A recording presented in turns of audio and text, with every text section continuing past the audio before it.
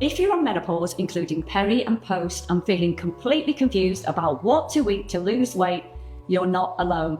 Maybe you think you're eating healthy, but you're still not getting any results. Or you've been telling yourself you should eat better, but you're not even sure where to begin. One day you'll hear cut carbs, the next it's don't eat fat, and soon you're overwhelmed, frustrated, and back to grabbing whatever's quick. Hi ladies, I'm Petrojenko, and I know exactly how all this feels. I spent half a decade trying to lose my menopausal weight. I tried every diet, skipping meals and starving myself, but my menopause belly still wouldn't budge until I discovered a way of eating which actually works for ladies like us. And then I was able to lose 30 pounds and feel and look as good as I did 20 years ago. So in today's video, I'm going to walk you through exactly what to eat, when to eat it, and how to make it work in your everyday life without feeling like you're on a strict diet. So let's get into it. Before we even talk about what to eat, let's get one thing straight. Your diet has to be something you enjoy. If it feels like a punishment and complicated, if you can't see yourself eating this way a year from now, it's not going to work. That's why I do not believe in restrictive diets and cutting out entire food groups. It's completely unnecessary. In fact, every single woman I've helped has lost weight while still enjoying all of their meals. And most of them actually feel like they're eating more. So let's talk about the foods that actually matter. What should you eat? A good diet comes down to three things: protein, healthy fats, and carbs. And we're starting with the most important one for us ladies, protein. Protein is everything. It keeps you full, helps boost your metabolism, and stops muscle loss, which is a huge deal during menopause. So you want to base your diet around good protein sources at every meal. Right here on the screen, I'm showing you some of the best options, some animal-based and some plant-based. Pick three that you love and include them in every meal. Next up, we have healthy fats. And listen, not all fats are bad for you. In fact, the right fats help balance your hormones, keep your skin and hair healthy, and give you long-lasting energy. We want natural fats, not the processed ones that mess with our bodies. I'm putting a list on the screen now. Again, pick three of your favorites and make them part of your everyday diet. And now, carbs. And let's talk about them because carbs get demonized all of the time. Carbs are not the enemy. The problem is processed carbs, the cereals, white bread, donuts, pasta, the stuff that spikes your blood sugar and turns into belly fat. But whole, complex carbs, they're totally fine in the right amounts. I'm putting some examples on the screen now. You can definitely include these in your daily diet, but keep in mind that during menopause, our bodies have a harder time processing carbs. So it's a good idea to be mindful of your portions.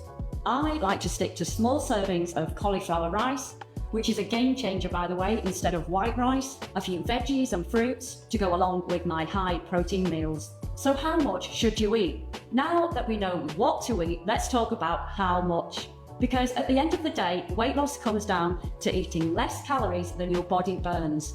So if you're eating too much every day, it's impossible to lose weight. But here's the thing, I don't want you obsessing over calorie counting every single day. It's time consuming and exhausting. So instead, here's a much easier way to eat a diet that isn't super high in calories without the hassle of having to track every meal. Remember the lists of healthy protein, fats and carbs I showed you in the previous step? Well, the good news is every single one of those ingredients goes with the other. So pick one source of protein, one healthy fat and one healthy carb, and there you have it. It's as simple as that. Here are some of the examples of the meals I eat. And trust me, if you start eating this way 2 to 3 times a day, you're going to feel so much better. No more crazy cravings, no more energy crashes, and yes, you will lose weight. Now, let's talk about something that messes up a lot of people's progress: snacking.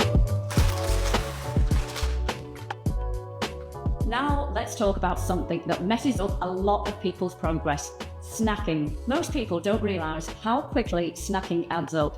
I certainly didn't when I spent years trying and failing to lose weight. A pack of chips here, a few treats there, it all seems small, but it can completely throw off your calorie intake. That's why I always recommend sticking to real meals. 3 solid meals a day with the right portions. When you eat properly, you won't need to snack because your blood sugar will stay stable and you won't get those random cravings. Instead, you can set up your day of eating something like this. For breakfast, about 8 a.m, lunch about 12 p.m, and dinner at 5 p.m. Now, I know some of you are wondering about intermittent fasting. Do you need to do it? Not necessarily. I personally don't fast because I like to have a high protein breakfast in the morning to set me up for the day. I find this gives me plenty of energy until lunch, and it makes it easier to hit my protein target for the day, which is around 100 grams. However, if you do want to fast and skip breakfast, then you can set up your day of eating something like this: 12 p.m. lunch, 3 p.m. light meal, and 6 p.m. dinner. And if you're busy in the mornings and don't have time to cook a breakfast, you can make a smoothie. Just make sure it has protein, healthy fats, and fiber. Don't just blend up a bunch of fruit and veggies because that will spike your blood sugar and make you hungry again in about an hour. This is my go-to smoothie I like to make in the morning. We cannot talk about a weight loss diet without talking about hydration. So many women feel exhausted, sluggish, or even get headaches throughout the day, and some of the time the problem could be dehydration. If you're not drinking enough water, your metabolism slows down, you feel more hungry, and your energy levels crash. So here's my simple rule.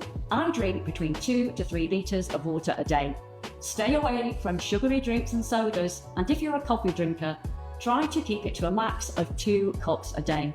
Oh, and one last thing. Ditch the plastic water bottles.